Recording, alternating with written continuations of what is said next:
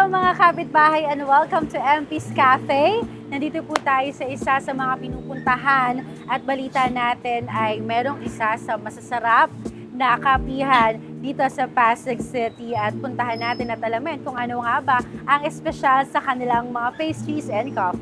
Let's go!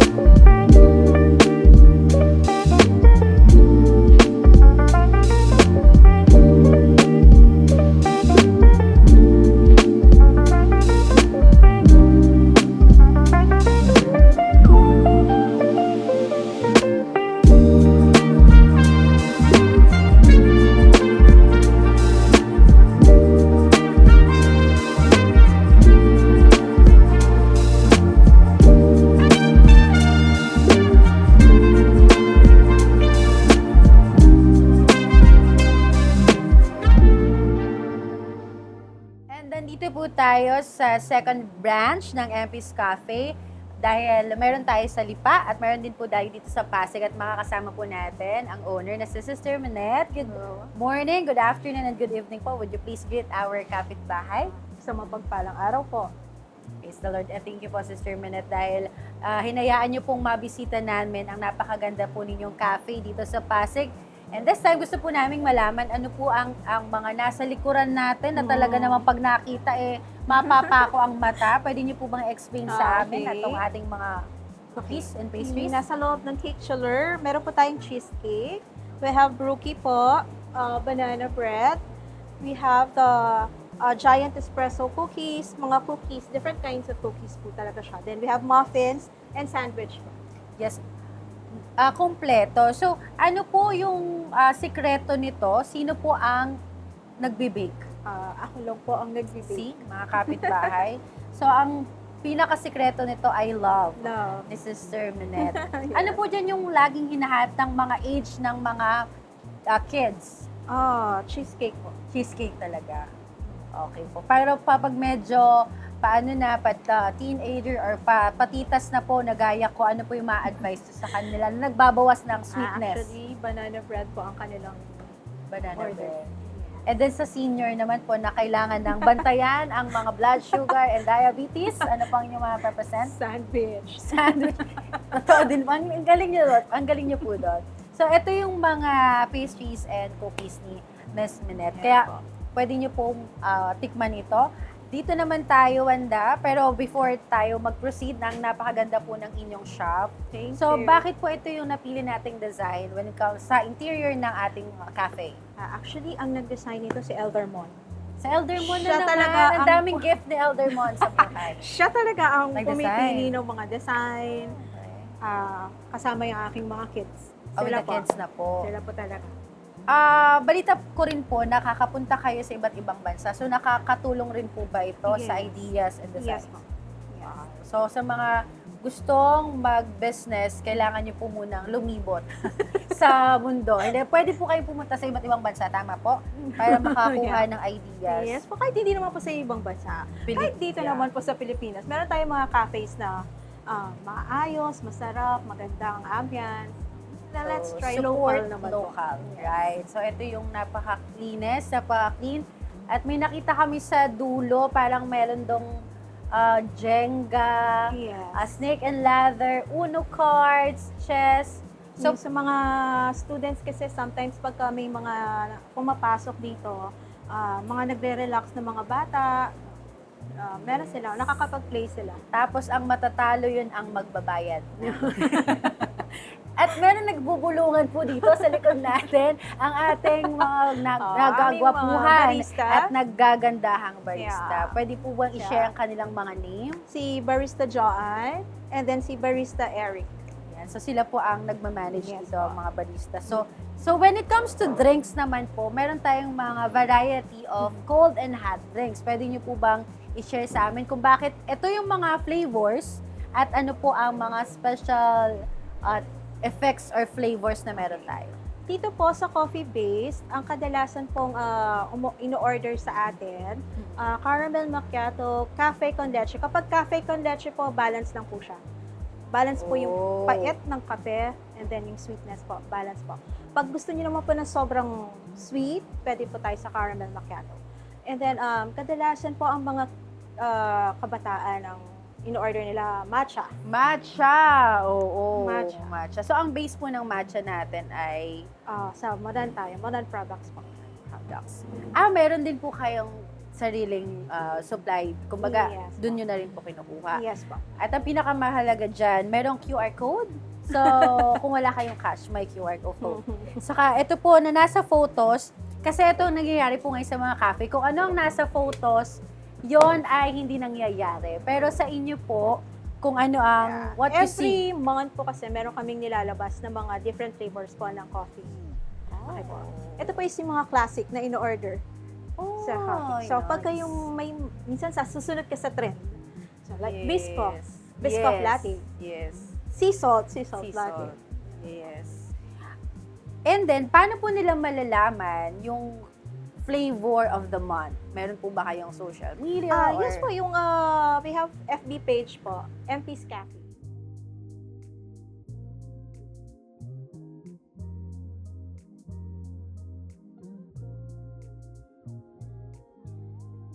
And yes, dahil kanina nag-tour tayo ng mga product, pastries, and marami pang iba, lalo na sa mga coffee. Ngayon naman, makakakwentuhan natin sa history ng MP's Cafe, si Sister Minette. Hello po, Yes, Sister po. Minette again. And this time, bago ko po tikman, kahit parang gusto ko ng tikman at hiwain ng mga, ang mga cookies na ito, gusto ko pong malaman, bakit po MP's Cafe ang name ng inyo pong shop? Okay. MP's Cafe po, isinunod po siya sa name ko.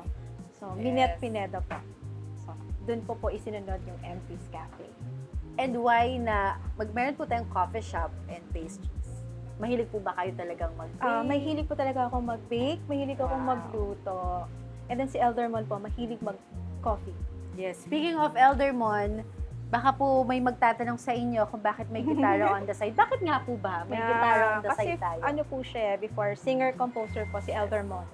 At isa sa pinaka-iconic na kinanta ni Eldermon ay? Muling ibalik ang tamis ng pag-ibig. Yes, muling ibalik ang tamis na. Kaya para hindi po tayo makopyright, pumunta na lang po kayo sa mga platform at pakinggan nyo. For sure ay may in love po uli kayo sa title pa lang. But this time, as Sister Minette, ano pong meron sa coffee shop, baking, pastries na naging malapit sa puso ninyo? Bukod sa hilig ko po talaga, ito rin po kasi talaga yung dream ko. Yung dream na business ko, since before pa talaga, ito na po yung dream ko talaga na business. And then nag-start po ito, nagpunta kami sa States, kumain kami sa isang cafe doon. Yes. And then nakakita ako ng mga different kinds of cheesecakes, nakakita ako ng mga pastries, cookies, madaming. And then nakakita ako ng coffee na may mga design, tapos yung mga drinks na may mga whipped cream na merong cherry on top. Sabi ko, parang ang cute. Sabi ko kay Eldermon, gusto ko yung coffee business. Gusto ko ng cafe. Gusto ko doon ilalagay ko rin yung mga bakes ko. And then sabi niya, sige, aralin mo. But even before po, coffee lover na talaga kayo? Actually, ako late na naging coffee lover. Si Eldermon talaga ang coffee Yes, lover. okay. Yeah, opo. Nakakawalong kape siya in a day. 8. Walong Pero kape. decaf po ba ito or normal coffee? Normal coffee po. Pampagising. Pampagising. Pero by profession po, ang pinagkakaabalahan nyo ay, Ako po ay isang physical therapist po. wow, very connected. Yes po. OFW po ako before. And also, ang ating mga kapatid dito sa MP's Cafe, especially owners, ay mga proud to be Fort Watchers. So gusto ko po malaman kung ito po ba ipinanalangin nyo, inihingi nyo sa Panginoon, and paano po kayo nag-guide ng words of God sa pagtatayo ng business or even sa decision making po ninyo? I always ask for God's guidance. Doon po talaga. So kung ano po yung nagbe-base po talaga ako kapag ito ay para sa akin, ibibigay ni Lord para sa akin. Ito talaga. So, like for example po itong coffee, pinipray ko, kung ito po ay para sa akin, para sa akin. kasi sa business po talaga, hindi talaga swabe, hindi smooth sailing Yes lahat. po, hindi po palagi. Marami po kayong pagdadaanan ng mga challenges. So, also, knowing Elder Mon, isa rin pong businessman, paano niyo po hinaharap yung every time na mag-stumble, rise and fall, ang mood ng business, paano po uli kayo bumabangon? Walang sukuan. Hindi po kami sumusuko. Yun po talaga yung ano namin. No retreat, no surrender po talaga. Sabi nga po ni Elder Mo nung may ambush interview ako sa kanya na iniminayday ko. Sabi ko, ano ang may papayo mo sa mga tao na dumadaan sa mga matitinding challenges? Just keep moving. Huwag kang susuko. Huwag mong isusuko ang laban. Have faith. At saka, magtiwala lang tayo palagi sa Diyos. Yes. Sometimes, minsan kasi iba, hindi na nila naiisip po, di ba? Yes. Ako po kasi, lagi ko pong iniisip na pag dumadaan po ako sa mga matitinding challenges, God is always have plans po na mas maganda po at mas better para sa iyo. Yes. How do you compare that sa pag-bake? Na ito po ba nakuha nyo agad yung lasa in one No po. night? No po. Marami po akong nasayang. Actually po, bago ko po ito inilabas, marami pa po akong pinatikim sa mga staff.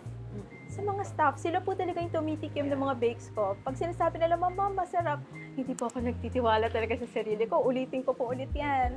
Hanggang sa pinatikim ko po sa ibang tao, sabi nila, masarap. Doon lang po ako na kampante talaga na, okay, sige, ilalabas ko na. Opo. And nakakatuwa po na you are well guided by your faith, by the words of God. Kasi sabi niyo nga po kanina, no retreat, no surrender. At Yes yan po po. ang laging sinasabi ni late apostle. Na sa kahit applicable kasi siya sa pananampalataya, sa hamon ng buhay, even sa career, na tuloy-tuloy lang. And this time, ano na po yung mga breakthrough sa inyo personally, and also kasabay po nito yung MP's Cafe, even sa relationship nyo with your Actually family. po, talagang pagka nagtayo ka po ng isang negosyo, hindi po talaga maaalis yung marami talagang challenges. Katulad po Yes. ng sinabi ko kanina, huwag ka lang talagang susuko agad-agad. Huwag mong isusuko agad-agad ang laban. Yes. Kasi darating at darating yung time na yung success, makakamit mo rin. Yes, that's true. At dahil dyan, eto na, sumakses na talaga tayo dahil matitikman. Pwede na po dating tikman. Yes po. At isasabihin niyo po sa amin kung anong uri po ito ng pastry. Siguro po ito po muna. This one po is brookie. Brownies po yung nasa ilalim niya, and then chocolate chips po yung nasa ibabaw niya. Parang kinakabahan ako mag-grade. Pero, let's see.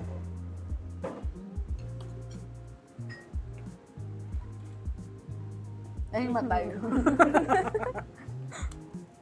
Wait lang. First of all, okay po siya sa akin kasi hindi siya super tamis. Opo. Lalo na po sa age ko na 18. Mm. Sabi naman, lalo na po sa age namin na medyo older na sa teenager, yan, okay na po. Medyo mas okay na po kami sa hindi talaga mas matamis. Okay po siya sa akin. Again, ito po ay Brookie po. brookie. Ito naman po, na may, ito po, milk or yung toppings niya po. Okay po. This one po is s'mores. Chocolate chips po. Na meron siyang marshmallow inside. So, ito po ay marshmallow. Yes po. Ooh. Ayan. Tikman natin. Yung mga kasama natin behind the scene, huwag po kayo mag-alala. Matitikman po ito.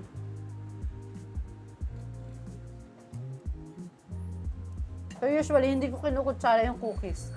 Kinakamay ko talaga. Iba yung cookies pag kinakamay ko. Opo. So, para maramdaman talaga natin, kumakain tayo ng cookies. Kaya natin kamayan.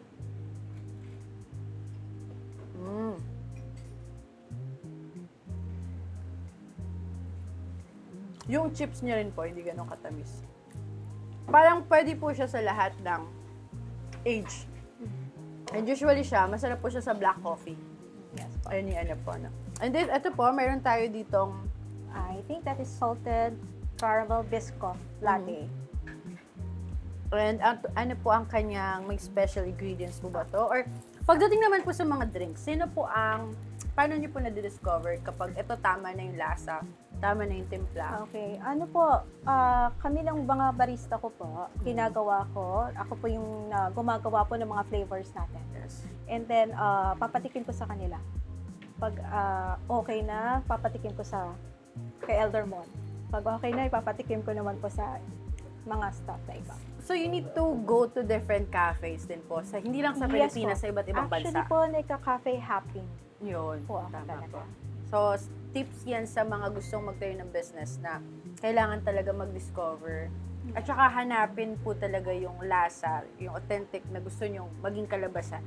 Para maging siya, unique siya. Sa napakaraming cafe po kasi ngayon. So, titikman po natin. Mahilig naman po ako sa Biscoff. Ayan, tikman natin.